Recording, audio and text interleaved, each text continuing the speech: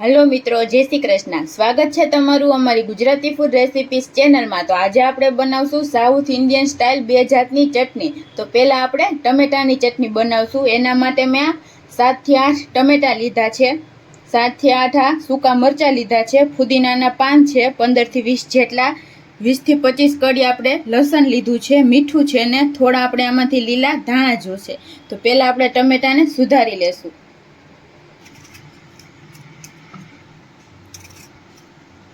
આપણે એક બાઉલમાં નાના મોટા ગમે એવા ટુકડા આપણે કરી શકીએ।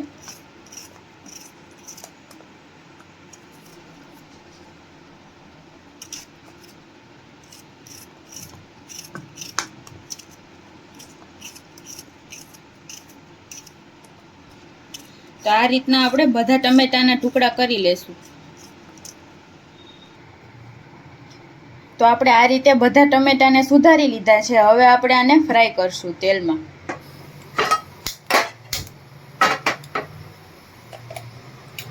આપણે એક પેનમાં 1 ચમચી 2 ચમચી જેટલું તેલ એડ કરશું।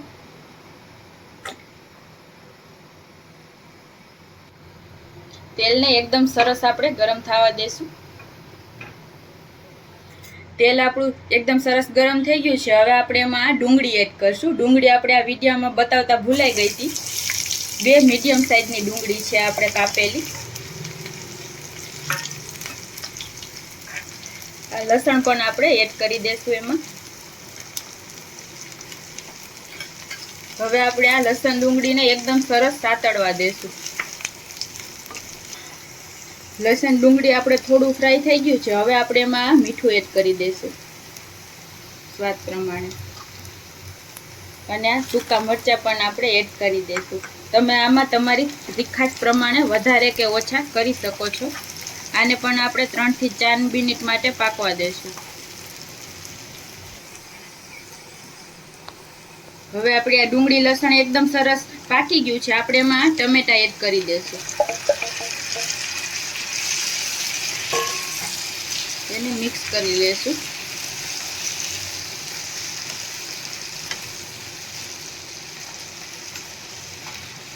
હવે આપણે આને ઢાંકીને 5 મિનિટ માટે કૂક થવા દેશું એકદમ સરસ।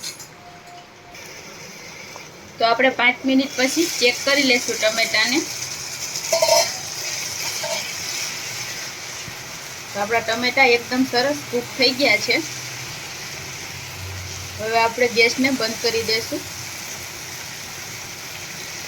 અને આપણે આને એકદમ સરસ ઠંડુ થવા દેશું। હવે તો આપણું મિશ્રણ ઠંડુ થાય ત્યાં સુધીમાં આપણે આ નારિયેળ ચટણી બનાવી લેશું। તો એના માટે મેં આ એક મોટા બાઉલ જેટલું નારિયેળ લીધું છે, 1 કપ જેટલા આપણે આ દાળિયા છે, 5 આપણે આ તીખા મરચાં છે, 1 આદુનો ટુકડો છે, મીઠું જોશે ને થોડી આપણે લીલી ધાણા જોશે।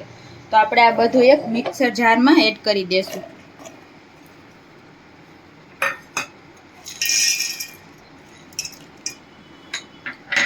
મીઠું આપણે આ સ્વાદ પ્રમાણે,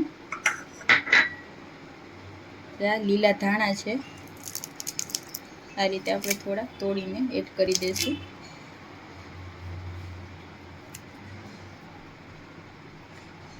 આપણે આદુના થોડા નાના ટુકડા કરી લેશું।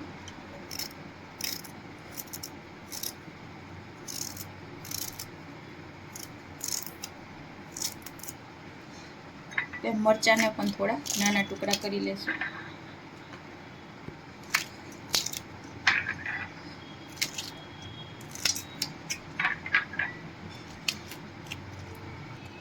થોડું આપણે આમાં પાણી એડ કરશું જેથી બધું સરસ એકદમ પીસાઈ જાય। આપણે 2 થી 3 મોટી ચમચી જેટલું પાણી એડ કર્યું છે। હવે આપણે આને એકદમ સરસ પેસ્ટ બનાવી લેશું। તો આપણી ચટણી એકદમ સરસ પીસાઈને તૈયાર થઈ ગઈ છે। આ રીતે એકદમ સરસ પીસાઈ ગઈ છે। તો આપણે આને એક બાઉલમાં કાઢી લેશું।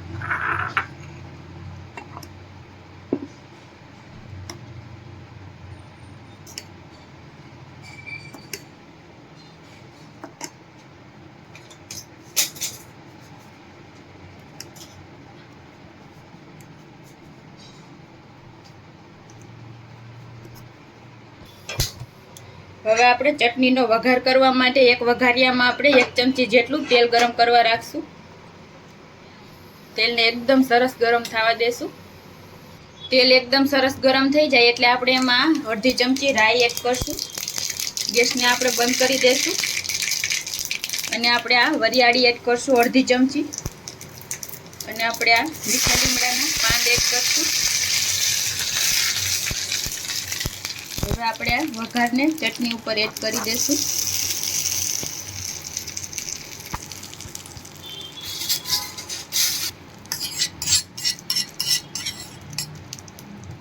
મિક્સ કરી લેશું ચટણીમાં.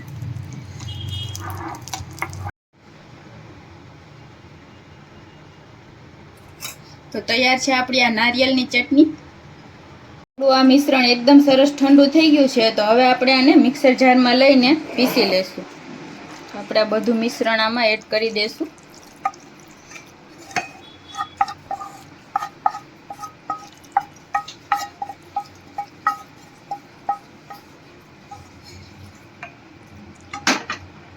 આપણે આ ફુદીનાના પાન છે એ આપણે આમાં એડ કરી દેશું અને આ લીલી ધાણા છે એ પણ આપણે આમાં એડ કરી દેશું.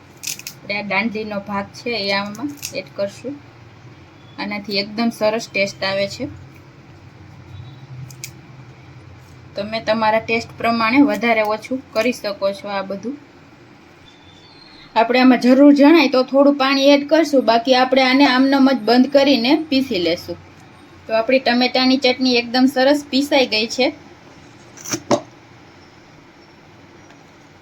એકદમ સરસ પીસાઈ ગઈ છે. હવે આપણે આનો વઘાર કરી લેશું.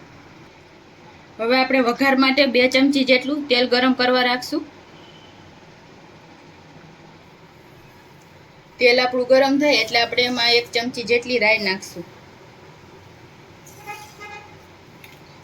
એકદમ સરસ રાઈને ફૂટવા દેશું.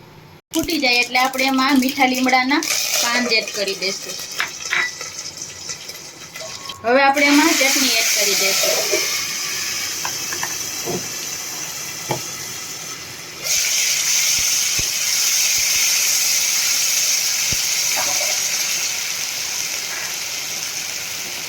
બધી ચટણી આ રીતે આમાં એડ કરી દઈશું.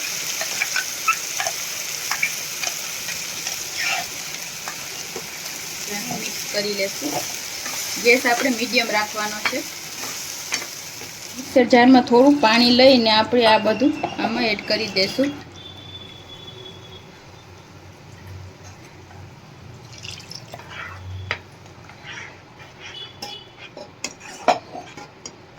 હવે આપણે આને 3 થી 4 મિનિટ માટે એકદમ સરસ ઉકળવા દેશું હલાવતા જઈને.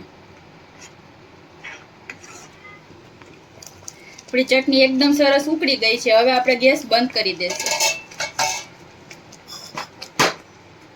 હવે આપણે ચટણીને સર્વ કરી લેશું.